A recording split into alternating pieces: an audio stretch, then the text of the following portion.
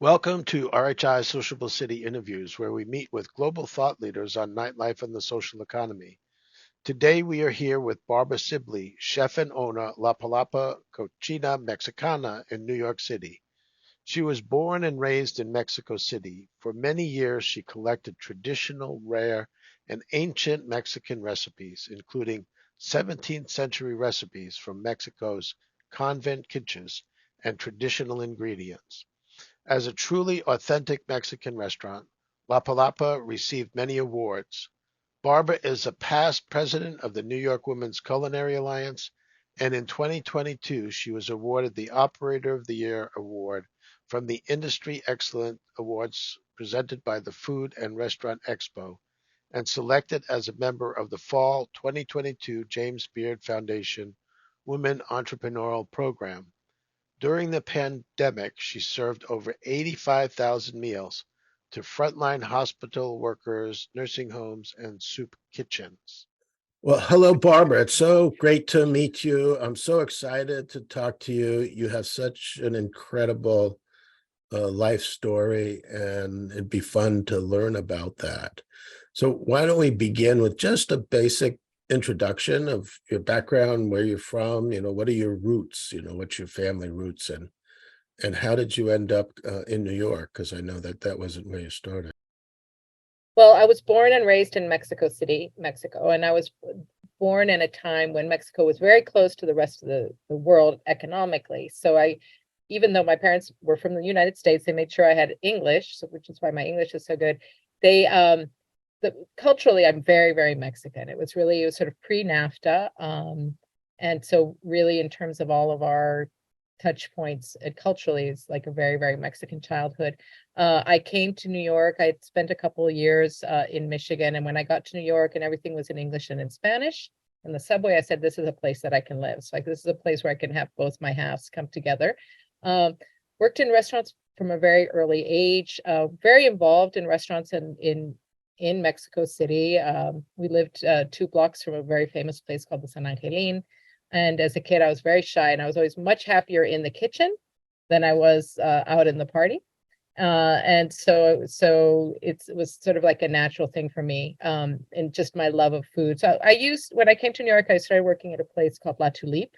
It's a 3-star French restaurant, 3-star New York Times French restaurant. The chef was Sally Dar. So it was very interesting for me to have a woman chef in those days. It was very, the early 80s. It was very unusual to have a woman chef. I mean, you had partners like the Waltucks, but really for the chef to be the woman was really extraordinary. It was a great experience because you got to meet James Beard and Julia Child and Mimi Sharton, like all these greats, and I was there with Sarah Moulton, and it was really, really a very exciting time. A little crazy, definitely in terms of nightlife days. And then I ended up working for a Mexican restaurant, and every time I would get a little bit bored.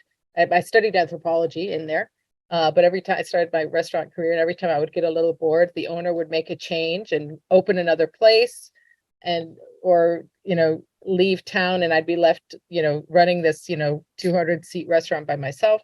So it was a great training ground. And eventually I decided it was time to open my own place, and really opening La Palapa in 2000 is really like bringing my two halves back together. My idea of opening it was to share sort of like my everything I was homesick for, really, to be honest. If I have to be really honest, it's very, very selfish, and it's everything that I was homesick for. And so the cuisine is really Mexican home cooking. It's sort of a lot of different regions. And so yeah, I've had La Palapa, and I've had, right now I have 3 La Palapas. I have one that's the flagship and 2 smaller sort of taco locations, taquerias. Mm. And I also run a bar, a very, very famous New York bar called Holiday Cocktail Lounge. So that's sort of like in a quick nutshell. Yeah, well, Trajectory. everybody, myself included, when you say you've been in the hospitality, food service, nightlife industry, it's not like you've worked at the same bank for 40 years, Or it's just in any bank, because every place is so individual, right? I mean, you can say I've worked in banking, and yeah, people say to you, banking. you've done almost the same thing for 40 years. But if you worked in the hospitality business, you've had a lot of different experiences. And I know, like you did, I mean, I started as a dishwasher. I've done Yeah, everything. yeah. Well, And you have to be happy to do everything. Otherwise, you're in the wrong industry. yeah. Well, in my work now, I often look at resumes, and if somebody's worked in a restaurant, then I know they know time management, they know conflict resolution, they work well under pressure, They can all of those. multitask. They can multitask. Yeah. So if Yeah, that's on their resume, it's like, okay, well, that's a good thing. They can learn everything else, but you can't learn those absolutely. things. Yeah. So that must have been interesting, but I just have to ask an aside because we talked about this idea of fusion and how cultures are blended together. Is there anything on your menu that might have a hint of French in it since you worked in a French restaurant? Well, it's techniques, but you have to understand that there was already fusion in Mexico. So when the French came under Napoleon, and Maximilian was, I don't know if you know Maximilian, they had a French emperor for a while. Yeah, There's yeah, things no, I that you have to remember. understand, like even the word mariachi. Do you know mariachis, right? Yeah. Well, it comes because the French imported bands for weddings for mariage. And Mhm. so the word mariachi comes from mariage. So what happened was, like, the people that took it to their villages and started this new form of music, which then went on, and mariachi music was then influenced preservation hall jazz. So as Mm. an anthropologist and as someone who grew up in Mexico, so Mexico is a country that's very proud of its fusion and its mestizaje. We even have a square in one of the main zócalos, which is like plazas, which has like a Aztec pyramid and a Catholic colonial church and a skyscraper. I mean, this is something that is very much a part of it. In the 1600s, when you had such incredible fusion in the world, right? I mean, I always say that the 1600s was to food what Google is to information. And now we're having, like you said, we're having another huge wave because of information, of flavors and of tastes. But, you have tamarind coming from Southeast Asia. I mean, you have even things like, you think the Scotch bonnet in Mexico, it's called the habanero, not because it comes from Havana, but because it came from Java. So it went from the Americas to South Asia and then back to the Americas through the Caribbean and Trinidad. And so you're having this incredible fusion already in it. I always laugh because people go like, why do you have a crepe at a Mexican restaurant? It's like, what do you think happened when the French came? What's a crepe? It's another tortilla, have things. And I do think that at this point you have influence, and you also have acceptance. I mean, for me, when I started La Palapa, it was quite difficult. I had to have my menu was fully bilingual. I had to choose to have no food that was in any way, I call it New York Tex-Mex or Cal-Mex, nothing from the border, Mhm. because if I had anything like a nacho or a burrito or a fajita, people would only order that because they would not understand the menu. In fact, to my servers, I would say, look, if anybody orders an enchilada, make sure that they know they're spicy and they're not just ordering it because it's the only thing they can pronounce on the menu. Mhm. But that was part of my mission, honestly. It was to really share with New York, real Mexican cuisine, and I think it was more natural for me to do that as a woman, because in Mexico, there's a huge tradition of the mayoras, like in all of the haciendas and the big kitchens. You always had that was the name, which in essence would be the chef, right? She would Mhm. be the mayora and she would run it. Um, so there's already a bit that tradition, but really for me, it was to share that. And then it's been very interesting for me to realize, and really part of the reason that I could even do Mexican food was partly NAFTA, but also partly because there had been an explosion of Thai restaurants in New York City. So all of a sudden I had cilantro available and chilies. They might not be the chilies that I had exactly in Mexico, but I was able to do that. I was able to import herbs and spices and fresh produce from Mexico because of NAFTA that had never been available. I was in Mexico City. We had a project in Cancun, and I worked in Cancun for a couple of years. I don't speak Spanish, but we have Alicia, who was with us, and Susan, who you met from our staff. They speak Spanish, and they would come with me. But we went to this it was one of the most incredible experiences. There's this park outside of Cancun. It's a massive park, and it has jungles, it has butterfly, rooms and everything. But they have this big hall, and they created this evolution of Mexico. And it included all of the different invasions. It starts with the various First Nation people, the first indigenous people in the different parts of the country, and how they they were different, and all the different tribes, and how the tribes, interacted with each other. And then it talked about the Spanish and the French and the blend of all of this stuff. And so as you're saying this, it reminded me of that. And yeah, I think that was an awakening. And it really woke me up to the diversity of Mexico, that Mexico has Absolutely. diversity, but also just, the whole Mayan culture. My friend is from France, and she jokes about how they have French tacos in Mexico, which have nothing to do with tacos. It's just junk food for teenagers. But yeah, so that's interesting. So you kind of understand and really reflect on this whole fusion concept. And you even brought up the music and the fusion of the French and the native people. But in the early 80s, when you came to New York and you were trying to break into this industry, you were fortunate to have a mentor who was a woman that kind of at least let you see that there were opportunities.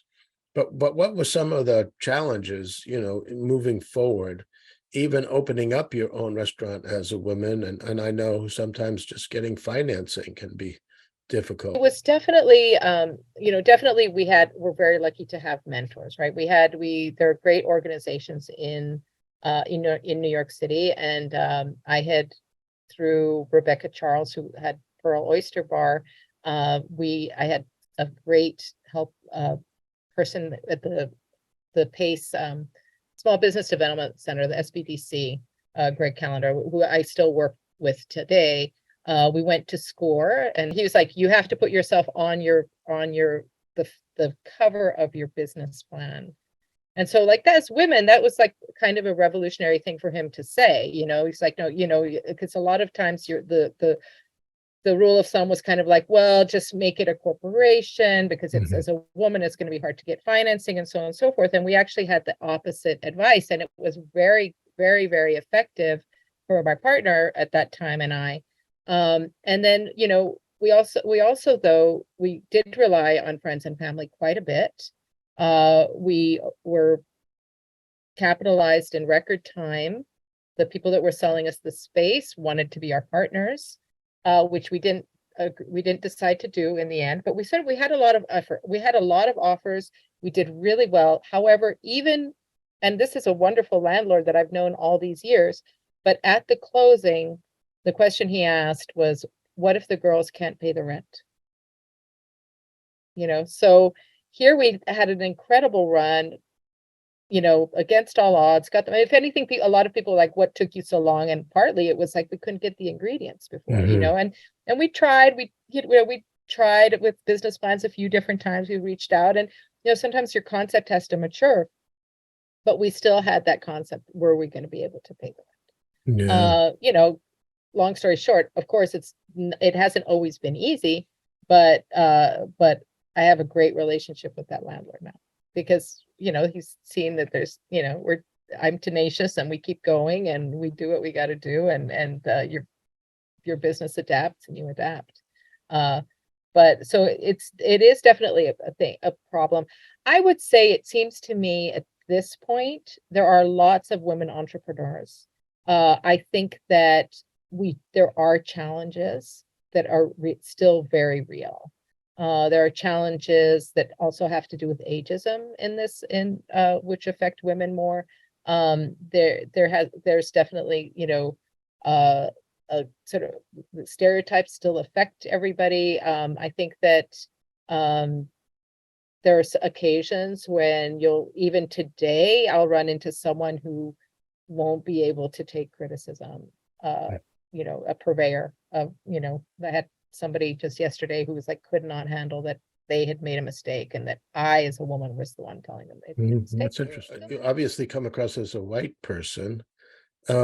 Opening up a restaurant that would be Mexican, was that ever kind of a challenge? I mean, obviously Well, your right. heritage is Mexican, but you It's come interesting to me because sometimes you just feel like, do I have to signal? And I do signal, I have to sometimes, prove my credibility.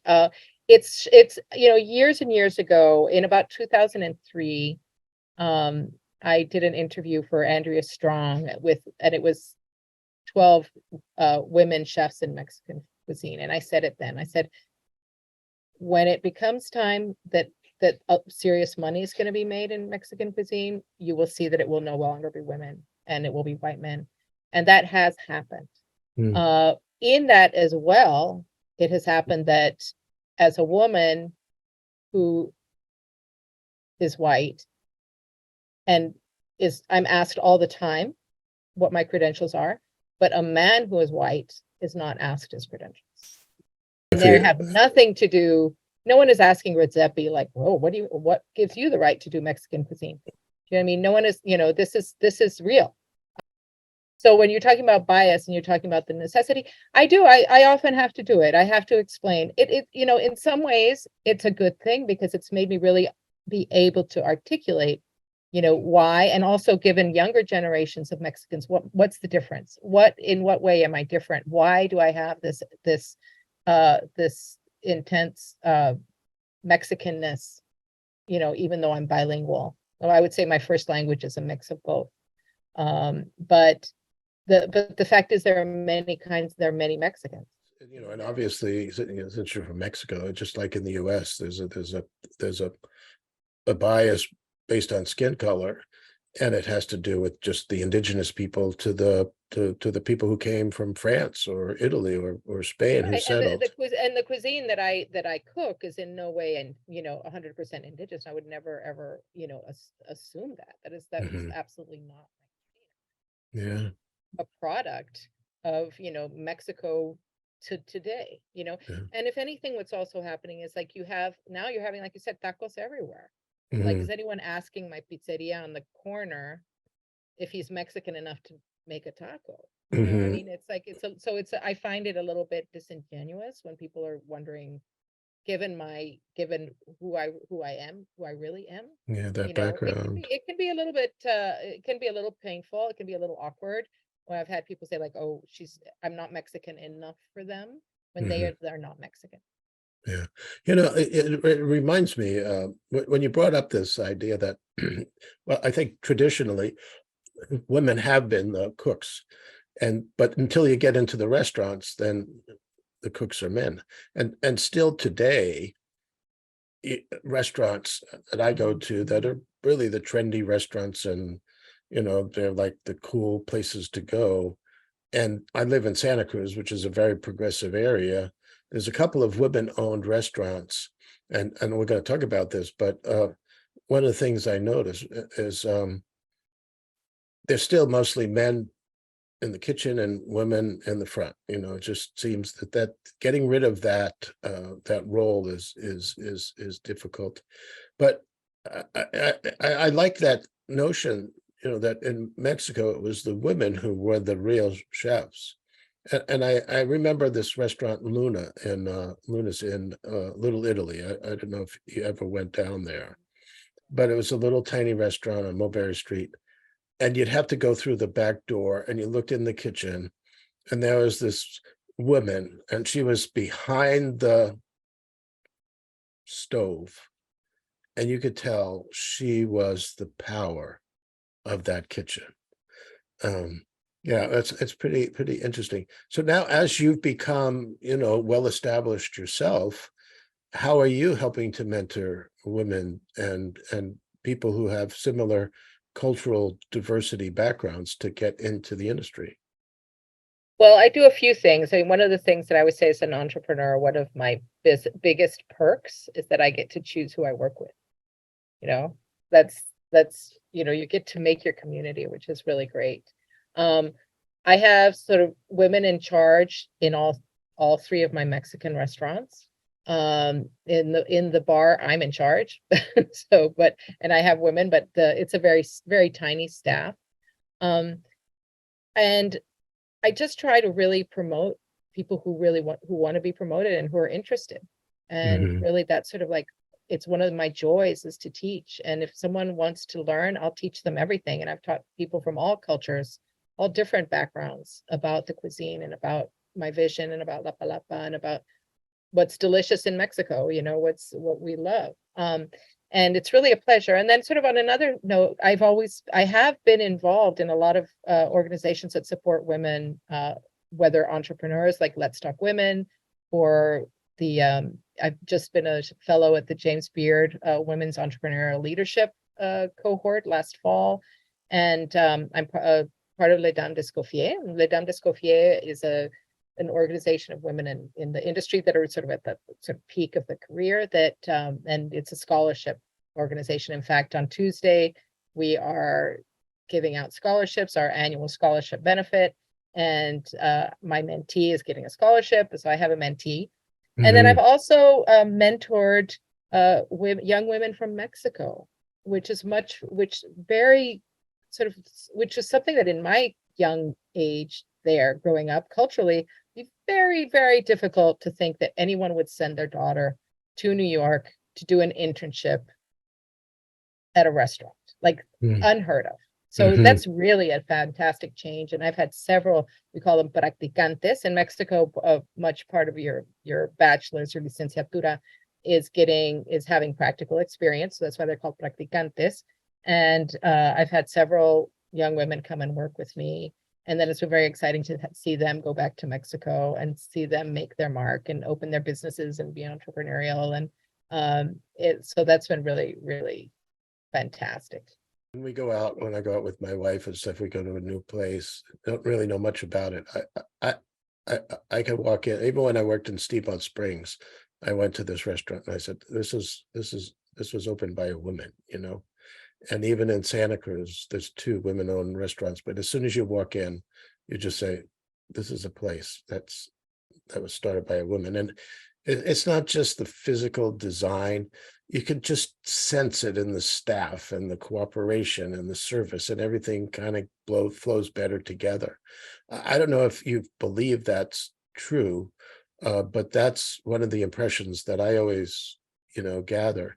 And so as more women are entering into this field, and then also as more women are becoming, we know now that I'm reading a book, I don't know if you ever heard it, called Power Code. It's a book about, That sounds great. I'm going to make a note. yeah, it's a book about power.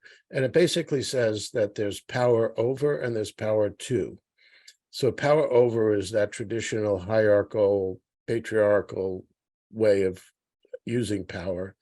And then there's power to, and that's the power to influence, the power to support, the power to seek authenticity, and that is often the way that most women operate with power, um, at least according to the authors. And they interview some very high profile and powerful women who don't bring that power over approach to their style. So we're a little bit over time. I could talk you. I mean, you're just so fascinating. I could talk with you forever. But just to conclude, how are women, both as patrons and as entrepreneurs, changing the whole hospitality, food service, social experience when people go out to what we say dine, drink, listen to music, and dance? I think it goes back to what you were talking about, fusion, and you're talking about inclusivity. I think that it's a broadening, it's an interesting like growth of perspective, to have a different perspective, to have a different management style, to have a different cuisine style. I think that it really is it creates sort of like an opening and a broadening of your point of view. And I think that that's really part of what's so compelling about doing it, and about the experience of the guest, and about the experience of the employees, and about actually being a creative entrepreneur, is that you have this opportunity to really open people's minds. And I think that that's something that's very exciting. Mhm. And you think women bring a different role in that? Well, I think just the fact that they're different Mhm. brings that open, an open mindness to the experience. And I think that when people are, especially, I always say that, when people go out to eat, it's something quite primal. Even if you're Mhm. having a very, high-end experience, there's still the act of eating. I like to joke around and say, like, well, it's the way somebody comes into the restaurant, the way they come in, where they sit, how they order, how they eat, how they pay, and how they leave. It's worth I would be about 14 years of therapy, because you learn so much about a person. And I think that women entrepreneurs bring a different perspective and a different, sort of more slightly holistic view to the experience, where there's sort of there, not to say that women can't do both, you can't have both kinds of power, but I think that you end up having an experience that's a little bit different. And I think that that's exciting. And I think that we're in a moment where people are open to that, and Mhm. open to a different kind of power structure. And I think that it does make a difference. Well, this has been just so fascinating. I had no expectations about what this conversation would be about, but like I said, I could talk to you forever, and I really appreciate your time. It sounds like you're a very busy person, and it's been wonderful to meet you. Great to meet you too. Thanks for having me. It's been a Mm. pleasure. Okay, well, thank you very much.